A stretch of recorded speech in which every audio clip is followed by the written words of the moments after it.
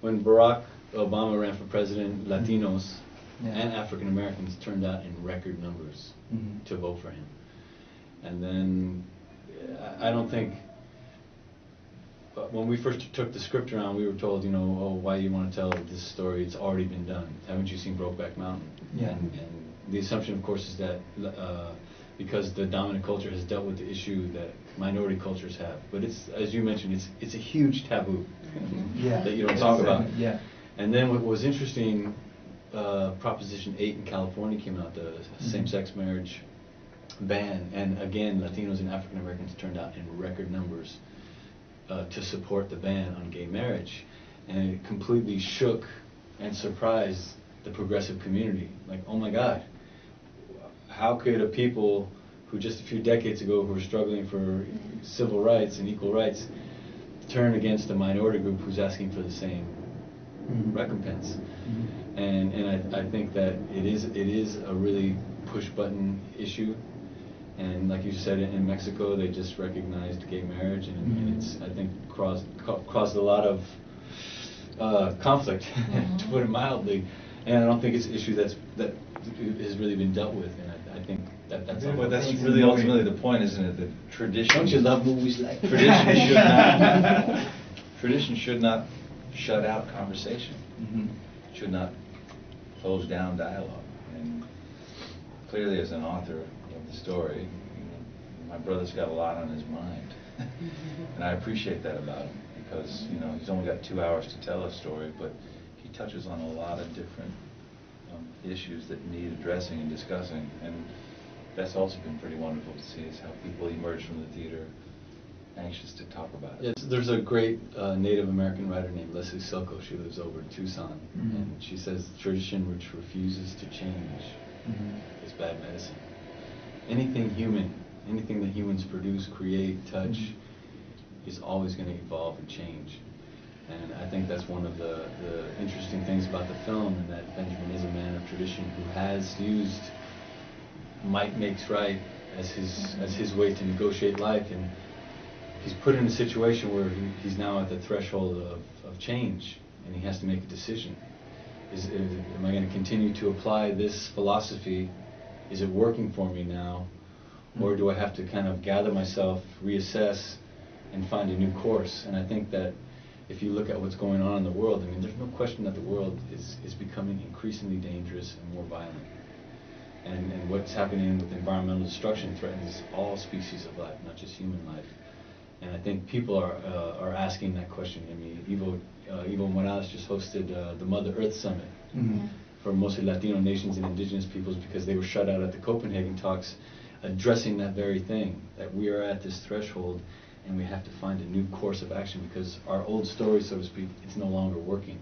And I think that you can look at this character who is a patriarch, who's been, it's been very successful for him, but it's not working for him any longer.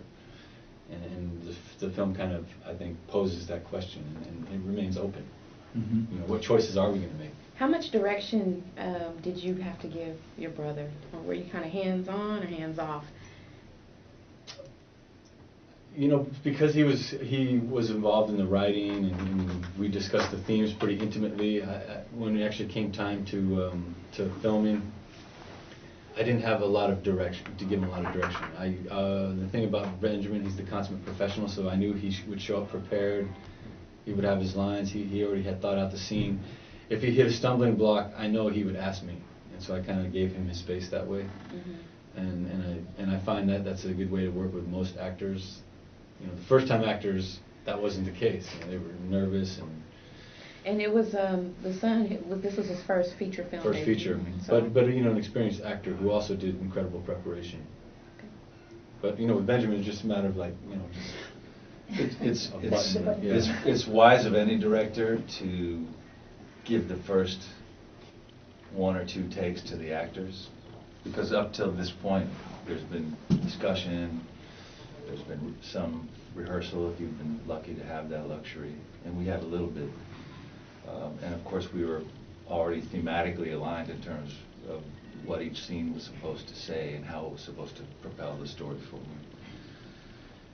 But invariably, there were little adjustments because the movie in his head is different Mhm.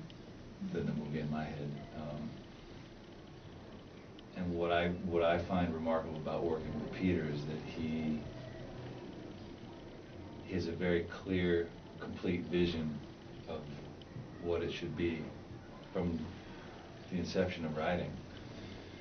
And so if he's looking for a particular shading, and because he knows me so well, it's a matter of, as he says, 1 or 2 word adjustments, or he'll bring me back to an episode from our childhood or from our family life or something, and you know. Yeah, that's a question. Simple of an adjustment. When you was kids, do you imagine that in the future you can still playing, but in a professional field? As children, you're asking, did we dream when you was of children? working together? Did you imagine when you were kids making was that movies? I think that we'd always thought we would remain close, you know, whether that meant, you know, geographically living close together, but I always felt like we were going to be best friends and close whether we worked together or not. I just assumed that would be the case. Mm-hmm. And you know, and happily it turned out that, you know, it's film, which really kind of throws you in the ring. It's a very intense arena to work in as family members, but ultimate being brothers, I think helps. At least it helps my process. Yeah, when I emerged from graduate school in the late '80s, and when he had his stint in graduate school, it was a very short number of years before we actually first worked together on a film. Early '90s, '95, I believe.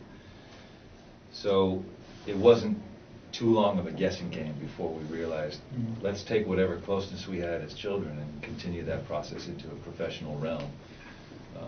The good news is that now that we have both evolved as men and as artists, we're more aligned than ever. And to that end, we have formed a new small production company called 5 Stick Films with our producing partner, pt2 out there, to, at this point, produce stories that he creates and writes. And that involves a slate of documentary. There's an animated feature we're working on, and possibly even a Mission Boys spin-off half-hour comedy. Really? And even doing like press together, you know, sometimes it's a lonely thing to leave your family and like travel and do press, but when you have a family member with you, it changes the whole scenario. Not so much work.